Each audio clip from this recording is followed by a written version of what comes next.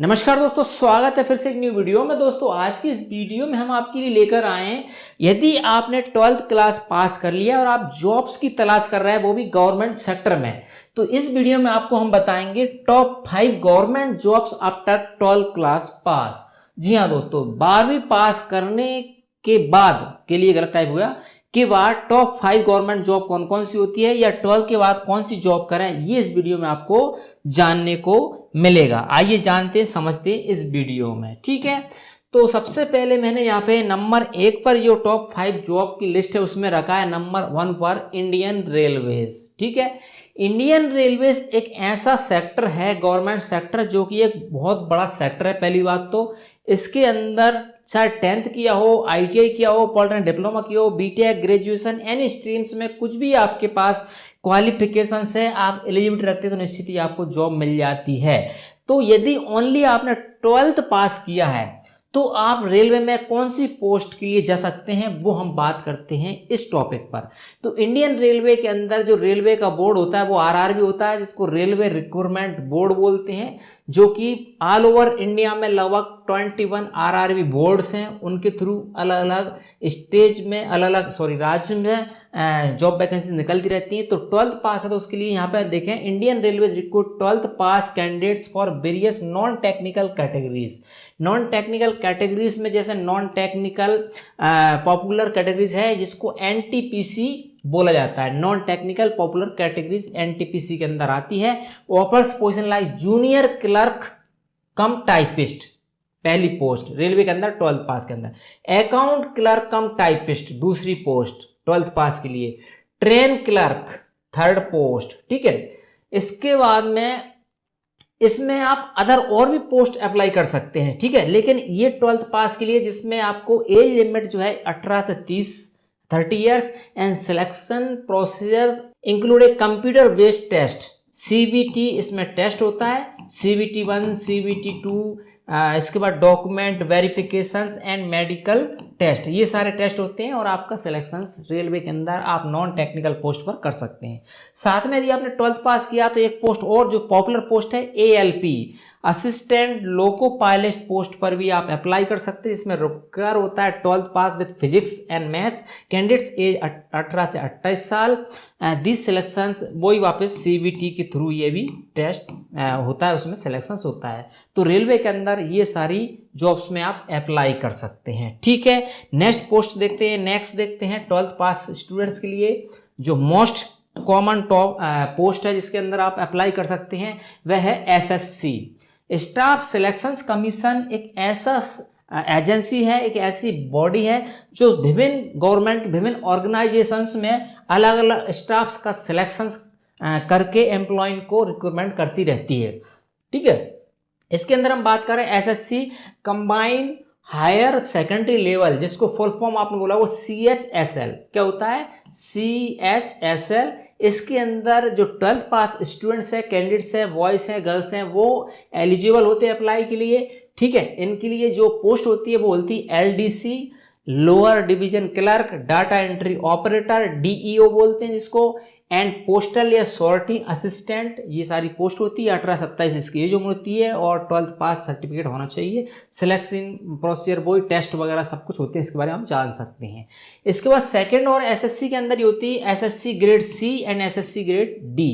Staff selection commission के अंदर stenographer grade C and D के अंदर आप एलिजिबल होते हैं यदि आपने 12th पास किया है विद स्टेनोग्राफी स्किल, यदि आपको आती है। एज आपकी 18 से 30 साल है। Grade C and grade D में आप अप्लाई कर सकते हैं SSC के अंदर। इसके बाद SSC के अंदर ही एक और होती है मल्टीटास्क स्टाफ, जिसको MTS बोला जाता है। MTS हर एक गवर्नमेंट डिपार्टमेंट में होता है। मल्टीटास्क यानी जो लोअर स्टाफ की जरूरत होती है वहां पे वो MTS होता है, जो मल्टीटास्क ऑपरेट करना होता है। ठीक है, इसके लिए भी जो है नॉन गजेटेड, ये non ministerial post in various government department, the age limit 18 से 25, सिलेक्शन इज वही कंप्यूटर बेस्ड एग्जाम CBT।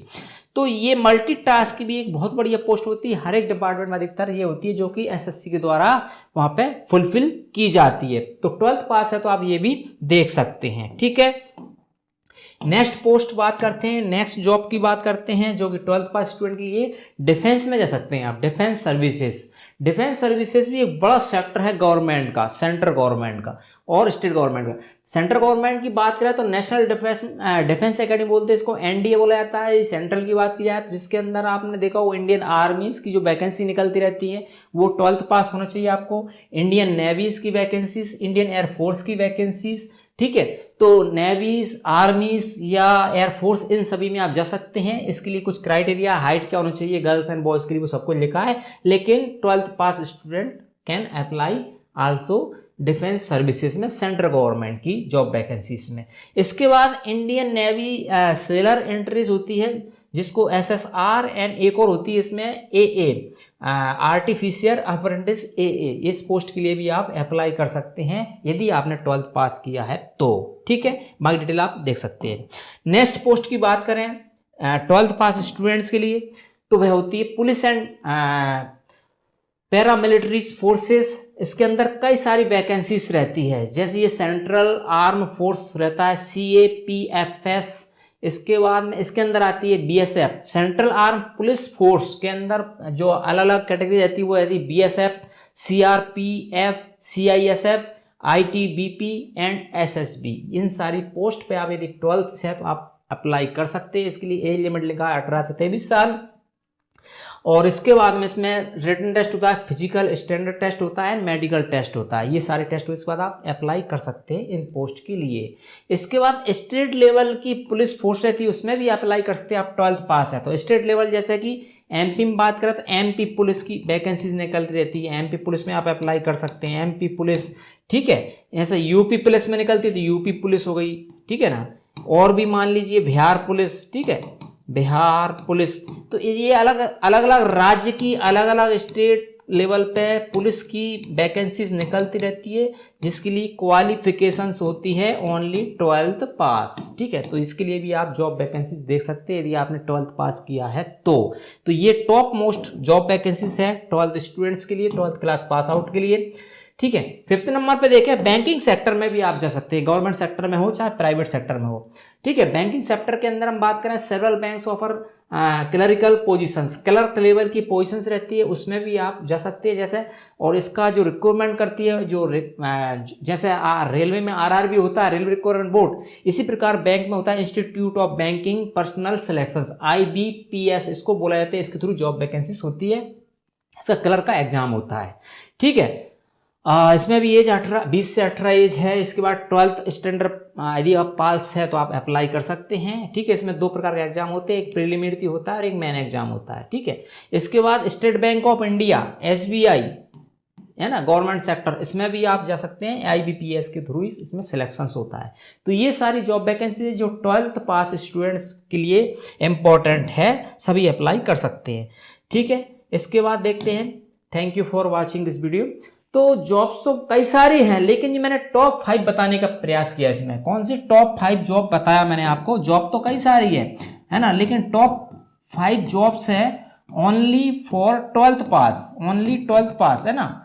इसके अलावा जॉब तो कई सारी है। यदि 12th पास आपने किया है, आप अभी रिसेंटली जॉब देखना चाह रहे हैं, साथ में आपकी एक्स्ट्रा तैयारी करना चाह रहे हैं, तो इन जॉब्स में से भी आपके एलिजिबिलिटी क्राइटेरिया को देखते हुए आप अप्लाई कर सकते हैं जब वैकेंसी निकलती है और अपना कैरियर बना सकते हैं। तो आई होप आपको इस वीडियो में हमने बताया कि 12th स्टूडेंट्स के पास आउट होते हैं उनके लिए टॉप 5 गवर्नमेंट जॉब कौन कौन सी, इसके बारे में आपको जानकारी बताई। अच्छी लगी होगी, अच्छी लगी वीडियो को लाइक करें, मेरे साथ शेयर करें। इसी प्रकार के अन्य नॉलेजेबल इन्फॉर्मेटिव वीडियोस की नोटिफिकेशन आप चाहते हैं, सब्सक्राइब करें हमारे YouTube चैनल को। मिलते हैं इस प्रकार के अन्य वीडियो साथ, तब तक के लिए नमस्कार दोस्तों।